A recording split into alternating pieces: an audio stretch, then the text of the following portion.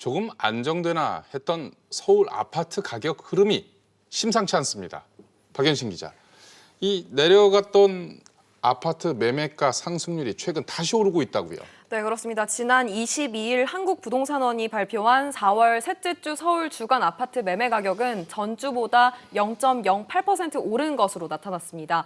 4월 들어 2주 연속 계속 상승폭을 키워가고 있는 모습인데요. 서울 지역 상승이 전국으로 확산되는 양상도 나타났습니다. 수도권은 0.25%에서 0.27%로, 지방도 0.18%에서 0.2%로 상승폭이 확대됐습니다. 안정세였다가 반전하고 있는 거군요. 네, 그렇습니다. 올해 2월 첫째 주 이후 그동안 매매 가격 상승률은 하락했습니다. 하지만 4월 둘째 주부터 다시 상승세를 타며 반전하고 있습니다. 구체적으로 좀 살펴볼까요? 서울 어디가 많이 오른 건가요? 네, 노원이 0.17% 오르면서 가장 높은 상승률을 보였고, 이어 강남구가 0.14%, 서초와 송파가 각각 0.13% 오른 것으로 나타났습니다.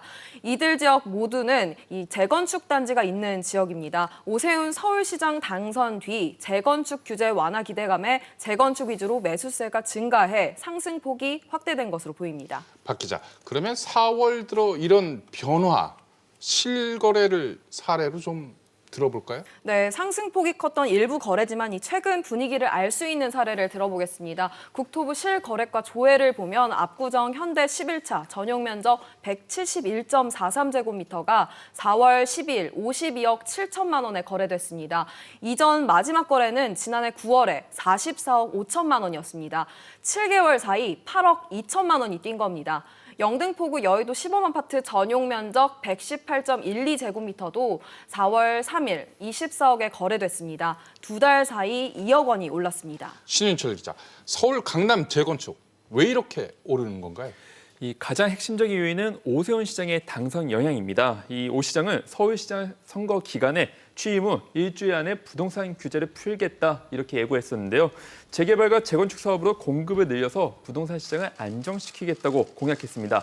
이 때문에 부동산 시장에서는 이 규제 완화에 대한 기대감이 크게 작용하면서 가격이 오르고 있습니다. 박연신 기자, 실제로 이 매수 심리도 다시 살아나고 있다고요. 네, 서울 아파트 매수 심리를 나타내는 지수인 매매 수급 지수가 오 시장 당선 뒤 상승세를 타고 있습니다. 4월 둘째 주에 이어 4월 셋째 주에도 오른 건데요. 전주보다 0.8포인트 올라 101.2를 기록했습니다. 100을 넘었다는 건 집을 팔고자 하는 사람보다 집을 사고자 하는 사람이 더 많다는 뜻인데요. 정부의 이사대책 발표 이후인 2월 셋째 주부터 8주 연속 내림세를 이어가다 4월 둘째 주부터 다시 오름세를 보이고 있습니다. 신윤철 기자, 지금 상황을 좀 정리를 해보면 오세훈 시장이 재건축 재개발로 공급을 늘려서 시장을 안정시키겠다 이렇게 했었는데 오히려 시장은 안정세가 아니라 들썩이고 있는 그런 상황이에요. 이런 상황에 대해서 우려의 시각도 있죠. 그렇습니다. 경제정책의 수장인 홍남기 부총리가 직접 우려의 입장을 밝혔습니다. 최근 조율 확정되지 않은 내용들이 마치 확정 추진될 것처럼 알려지며 일부의 시장 동요를 초래하는 것도 결코 바람직하지 않다고 판단합니다.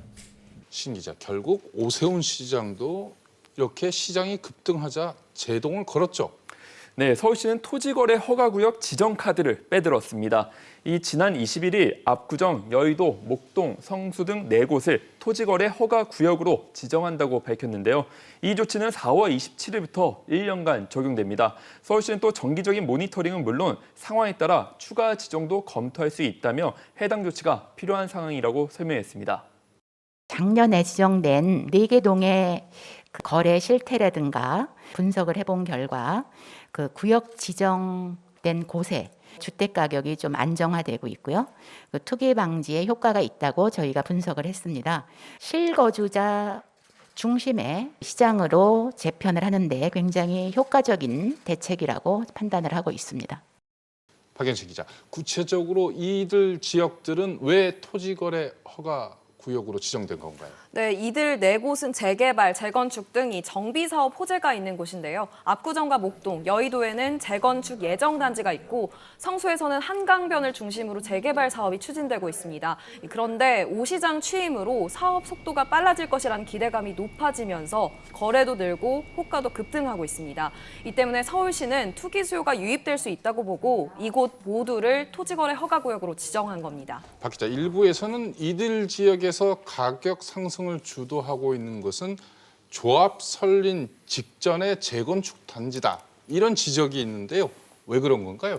네, 이 조합 직전 단계인 추진위원회 단계에서 이 향후 집값 상승을 노린 매매 거래가 이뤄지고 있기 때문입니다. 이 재건축 사업지에 조합이 설립되면 이 입주 시점까지 조합원 지위 양도가 엄격히 제한되고 있는데요. 그러니까 조합이 설립되면 1가구 1주택이며 또 5년 거주, 10년 보유한 사람만 이 양도를 할 수 있고 그 외의 경우는 집을 샀다가는 입주권을 못 받고 현금 청산해야 합니다.